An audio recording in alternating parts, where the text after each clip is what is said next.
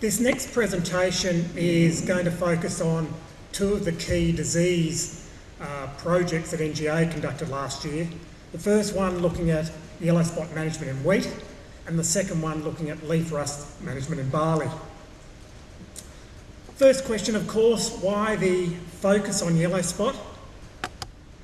Going back to the basics, yellow spot is one of our classic stubble-borne diseases. And so as we've improved our stubble retention practices over the last 10 or 15 years, we've increased the incidence and severity of yellow spot. On top of that, we've got a lot of varieties that are moderately susceptible or susceptible to yellow spot, and probably only 3 or 4 which really have good levels of resistance. So we've got an increasing burden of the disease, but we've also got the majority of our wheats out there which have some susceptibility. And EGA Gregory is a pretty good example of that. What we're trying to do in 2011, yellow spot is probably the most difficult cereal disease to do trial work on. And if you looked at the last 10 or 15 years in the north, there is very, very little good sound data. Most of the good data was generated in the late 80s and early 90s. So the first thing we wanted to do was to screen the newer fungicides for activity. Second, but also a major aim, was to look at single application versus double or multiple application. And of course, we're going to assess that in terms of disease control, yield, grain quality, and the big one, putting that all out in terms of economics. What you can see up there, we had 4 trials conducted last year. All of them are on EGA Gregory. It's the variety that so many people are concerned with. And all these trials are really from the Narrabri area and further north. Bit of an involved slide. This is to try to give you an idea of the progress or the development of the yellow spot disease in this particular trial. What we're looking at here is the mean percentage leaf area disease. So we've taken the top 3 leaves that are visible at each time, rated the level of infection, and then we've got an average across those 3 leaves. This particular site was one that Anthony Mitchell conducted down at Blatter. Why have we used this? This was where we had the highest level of yellow spot out of the 4 trials. These T1, T2 and T3 were our different timings of application of a single fungicide. And that black line shows what happened in the untreated Gregory. Key point here is that we started to see a fair development of the disease through mid to late August, which coincided with a lot of rain events. It's dropped off during this period going into early or mid-September. That's not that the disease is gone, but what happened, without a lot of rain events, the new leaves were emerging and they weren't being affected, so the crop was growing away from the disease. And that happens with yellow spot probably 9 years out of 10. And then finally, in this part of the season, again, we've got quite a few rain events and we've got a dramatic build-up of disease on the flag -1 and flag -2. In terms of the treatments that I'm going to show on this particular slide, they are all just propiconazole. We use Propamax at 285 mils. That's the equivalent of 500 mils of tilt. So what happened when the spray was very early? Way back here in early August, 5-leaf stage or GS15, which is approximately mid-tillering. What you can see, we had a useful suppression over that next month or so, but by the time the flag leaf came out, or by grain fill, basically you got no result. So not dissimilar to what Steve showed, or the comments in terms of some of those early sprays for stripe rust in wheat. We're seeing the same thing with yellow spot. They'll work if the disease is there, but they're going to run out of legs. That blue line is what happened when we just did 1 spray, but we waited until early stem elongation. And what you can see, not much difference in terms of when the flag leaf came out, but doing about a 40% job in terms of final disease control on those top 3 leaves even during grain fill.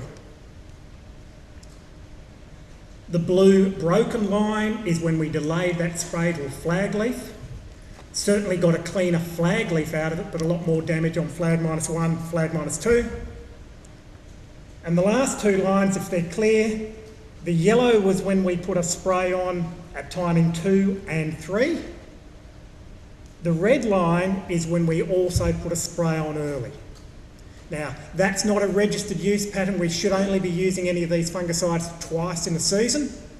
But clearly for this sort of disease, which is just progressing up the plant as the season continues, putting a check on the disease really did make that difference. I mentioned the key aim was to compare the newer fungicides for activity. And when we looked at the amount of disease on the flag -1, flag -2, we could not pick any significant differences with the newer fungicides compared to straight propiconazole at a Tilk 500ml or a Propamax 285ml rate. So they're all doing a useful suppression. None of our trials agronomists could pick a difference. In terms of effect on those top 3 leaves, where our only spray went on at early stem elongation, we were getting about a 40% reduction in disease on those last 3 leaves. So even though the flag's not out at that stage and the flag -1 isn't out at that stage, we're still reducing the amount of disease burden on it because we've reduced the overall inoculum in those plots or in the paddock. If we left the spray till about the flag leaf, certainly improves the situation. You're getting up to about a 50% reduction in disease. And where we had multiple applications, we've lifted that to about 70%. Key message to take out of this presentation, the fungicides we have available will only suppress yellow spot. We did the same work on spot fall and net blotch, which is a pyrenophora disease. We have no control fungicides for these diseases. All we can do at best is suppress the disease levels.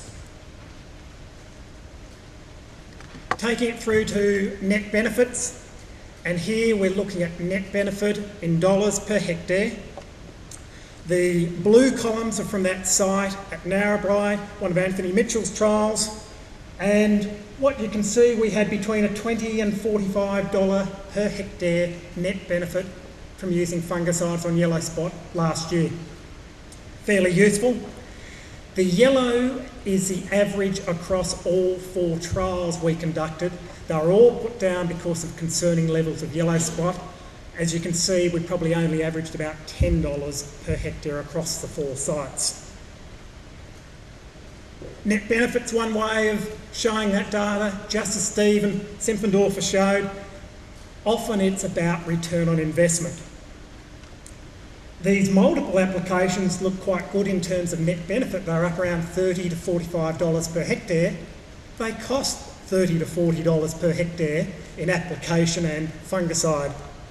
So we're back down to getting about $1 profit for every dollar we spent, even in our high pressure site last year. The flag leaf or GS39 sprays were a little bit better in terms of return on investment. They weren't as strong on disease control, but they were a much cheaper option. If you look at the yellow columns, you can see what happened in terms of the overall performance across all those trials. Summary in terms of the disease work, we had 4 trials last year on Gregory. The year before we had 2 trials which were stripe rust trials where we had considerable levels of yellow spot, and we had 1 dedicated yellow spot trial back in 2008. Out of all 7 trials, we've only had significant yield benefits once. That site south of Ballatta last year. By using the fungicide, we got about an average 5 or 6% yield benefit in Gregory, and that translated into about 300 kgs of extra grain. The best treatment was up around 11% yield benefit, which was around half a tonne per hectare. We've looked at grain quality in all those trials. The only thing we saw was with the multiple sprays, the screenings went down by about 1%. So we weren't picking up big grain quality impacts. Show the net benefit before, the biggest was about $20 to $45 per hectare. which translated into about $1 or $1.50's profit for every dollar that was spent. To me, the big question is, why haven't the benefits been larger? 2010 we thought was a very wet spring. It certainly was a very wet spring. 2011 much the same in northern New South Wales. Even on Gregory, which is probably our poorest variety for yellow spot, we're just not getting the levels of benefit.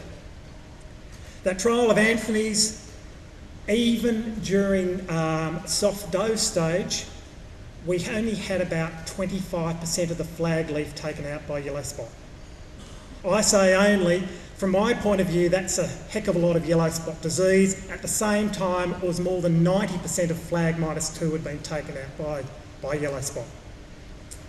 When Dee did some of this work, and Greg Platts was involved in quite a bit of it in the late 80s and early 90s, they were getting benefits up to 1.5 tonnes per hectare, rather than 300 to 500 kilos, but the flag leaf level of impact was over 80%.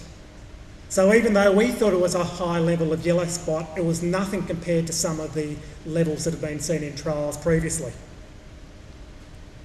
Second point, and I made it before, the fungicides we have available will only suppress this disease. A single spray, we're probably only getting a 50% reduction in disease, so maybe yellow spot was costing us 12 or 14% on average. We're only getting 6% back because our fungicides just aren't that effective. Most of you who have been around for a while will know yellow spot is a disease that doesn't always progress. We hadn't planned to do those 4 trials last year, but there was so much noise in early and late June in terms of early yellow spot problems, we decided to put those trials in place because you don't get that sort of opportunity too often. At Condamine and Waiaga, we had high levels of disease in July and August, but without many rain events in September and October, we probably only got 1% to 2% effects on the flag. And under those conditions, we weren't able to measure any impact from using fungicides. And the final point, and it applies with any disease work, is how susceptible the host or the crop is that you're dealing with. We consider Gregory to be fairly poor for yellow spot. It's rated as a moderately susceptible to susceptible in New South Wales, a susceptible in Queensland. The varieties Greg Platts was dealing with back in the 80s and early 90s, Banks was still quite popular. It was rated as a very susceptible.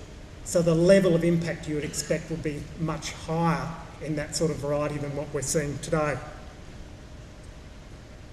Conclusions. From what I've been able to see and what I've learned over the last 5 or 10 years, the largest benefits with regard to yellow spot management are when the disease really ramps up late in the crop, and generally that's after flag leaf emergence. If there was such a thing as a best bet single timing, it's when the flag has emerged but it's still basically clean, but you've got a considerable amount of disease on the 2 leaves below that. So the disease is ready to attack, but you've still got a clean flag leaf. With the trials at Blatter last year, by the time the flag came out, we already had 1 to 2% of it taken out by yellow spot. So that's not so easy to do in practice. Multiple applications certainly are going to be superior in terms of disease suppression.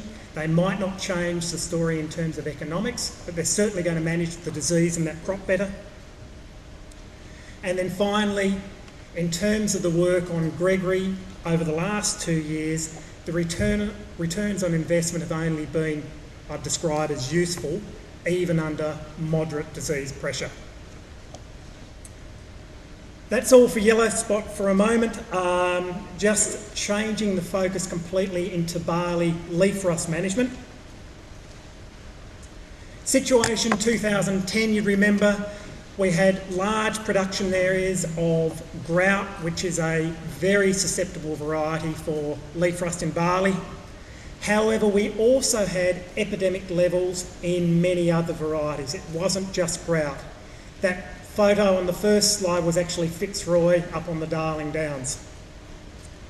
The other concern was that the commercial sprays that took place were often very disappointing in terms of result. Similar sort of aims in 2011. There hasn't been a lot of work done on leaf rust in barley because the last big outbreak was probably in the late 80s. So it's been 20 years or so since we've had big epidemics. We wanted to screen the newer fungicides to see if we really did have some improvements. We weren't as interested in trying to work out timing in 2011. That was just a small part of the work. And then, of course, looking at disease levels, yield, grain quality and economics. There were 4 trials in all that were conducted, 3 on grout, 1 on commander. We had another 2 sites on grout on the Liverpool Plains, pegged out from about July onwards. The disease never even turned up. Even though we had a very susceptible variety, we couldn't get it infected with leaf rust naturally. Similar sort of slide to what I showed for yellow spot. This is looking at the leaf rust progress. Again, it's the percentage leaf area diseased on those top 3 leaves. And this was a site at Macalister that Rob Duncan was involved in, which was the highest pressure leaf rust site we had. Back here in very early August, Rob found a couple of pustules of leaf rust. With what we saw in 2010, we thought we've got to jump on this straight away. And that was the timing we put down all the different fungicides. There was one treatment which was going to get that early spray plus a spray 2 or 3 weeks later. And when Rob went out there to put that spray on at timing 2, could not find a single pustule of leaf rust. So at that stage, it's quite clear that we had jumped the gun by at least 2 or 3 weeks and probably more like 4 or 5. We've just gone way too early. Black line shows what happened in the untreated grout. Started to build up a little bit of disease by late September, but then really took off into early October. So what happened with our fungicides? Remember, we mucked up the timing. We've got them on way back here in early August. A half rate of Tilt Extra is the black dotted line. Still doing a 50% job on those top 3 leaves, even though we mucked up our timing so much. The blue line was the 500 ml rate, so we didn't get a lot of dose response, or any dose response in that particular trial. And down the bottom, this yellow line is where we put on a low rate back here, and we topped it up with a low rate during the booting stage. I mentioned we were very interested to see if there was much difference between the different fungicides. This is the data from that site at Macalister, and what you can probably see, there's a whole group of fungicides here, nearly all of them at their full rate, where we just couldn't split them. The only ones in this particular trial that really started to stand out, 400 mils of Amistar, which was trending to be better than the other fungicides, and here's what happened when we did 2 applications of a fungicide. That's the same data, but I've included 2 products at the very end which aren't registered. Tilt and Folica are not registered for leaf rust control in barley. They're the sort of products that have been used in the past. Encouragingly, they were both the worst 2 products in the trial, but still doing a 40–45% job. So exactly the same trial done at Allora, which is just south of Toowoomba. Got those fungicides in the same order as the previous slide. Probably only 2 differences here. The disease pressure wasn't as high. And secondly, when that first application was applied, it was at the end of August rather than early August, and it was probably much closer to when the disease finally took off. What's changed? A lot of these products still weren't being able to be split. The low rate of Tilt Extra by itself, a little bit poorer, and that's understandable for a half rate. And Opus performed certainly better in this particular trial than it did out at Macalister. Once again, the 2 things that stood out, 400 ml rate of Amistar Extra, and where we did the 2 applications. How did Tilt and Folica compare? Quite clearly, again, they were the worst two products or fungicides in the trial. The conclusions there in terms of fungicide efficacy, it's a positive. We do have options that are better than straight propiconazole or straight tebuconazole. That said, those products were still doing a 40 to 45% job.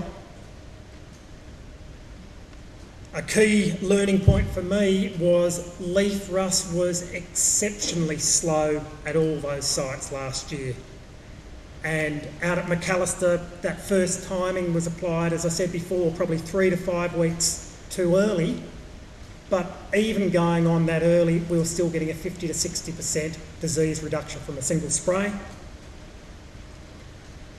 For the best single application, it was certainly the Amistar at 400 mils.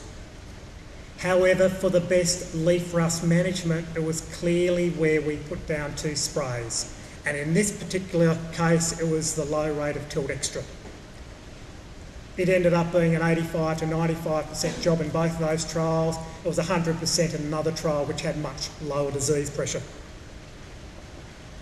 Economics, although you could clearly see the fungicide effects in disease management, even at Macalister, there weren't significant differences compared to the untreated. That said, every treatment that had a fungicide out-yielded the untreated on average by about 10%. The worst was 6%, the highest was 17%. Why does that happen? We had one plot out of the 4 reps of untreated that actually yielded quite well, so you don't get significant differences. However, we did get significant differences in grain quality. In terms of retention, we got a significant improvement. It improved it by about 7%. In screenings, it reduced it by 2% where we used fungicide, but that was only taking it from 4% screenings back to 2%. So we had no change in delivery grade. Trying to sum it up in a quick table, where we used a single fungicide approach, we were getting about $40 per hectare net benefit, which was coming back to about $1.50 to $2 profit for every dollar spent. The multiple application was close to the $50 in net benefit, but it was still only around that $1.40 or $1.50 for each dollar that was spent. Again, key question came out of this work. We had an absolute epidemic in 2010, and basically it was a fizzer last year. For any of these diseases, or any disease to take off, you need a susceptible host. We still had big areas of drought, we still had a lot of varieties which are susceptible. So that shouldn't have been the reason. Rust need green material, living material to over summer. We had a very wet 2010-2011 summer, very hard for weed control. That should have been ideal for volunteers. So I'd expect there was a fair bit of inoculum still out there. So what changed? Rainfall 2010 in September was basically in the record yields in southern Queensland, northern New South Wales at the high end. In 2011 on the Downs, very much drier, probably only half of average, but it was still well above average in northern New South Wales. So although I'm sure it's part of it, I don't think that's the major factor. Looking at temperatures though, September 2010, lots of cloudy, rainy weather. We didn't get very hot in the day, but they were record high minimum temperatures. So there were no cold nights basically in September 2010. Come forward a year and basically the minimum temperatures were back at average or below, and they were 2 to 5 degrees colder on average over that whole month. You put that together with the fact that leaf rust needs warmer temperatures than stripe rust to really get going, and I think it was our hot September back in 2010 which really started to drive that epidemic. Conclusions? Pretty clear, the newer products, even after only this first year's work, these newer products do have improved efficacy against leaf rust than the old tebuconazole or propiconazole, so that's a positive. We did get very useful disease suppression even when we jumped the gun. We've seen exactly the same thing with stripe rust over the last 5 or 7 years. Even when we get our timing wrong by 2 or 3 weeks, we're often staggered by how good a job it does, and it's usually better to go a bit too early rather than too late. That doesn't mean go 6 or 8 weeks early at early or mid-tillering, but even if you're a couple of weeks out, you'd probably get away with it. Disease development, as you saw, was very slow in 2011. Rach had a trial down here at Yalleroy where we found leaf rust in grout about mid-September and thought, great, this is going to develop over the next 2 or 3 weeks. It just sat there. So even there, things were too mild or non-conducive for leaf rust to take off. But finally, be very wary of the impact of leaf rust. It is a tough rust to control in that crop, and particularly if we do get a return to those warm or warm-wet spring conditions. We've got a lot of susceptible varieties out there, and if those conditions reoccur, you're going to have to be right on your guard in terms of leaf rust management. Thank you.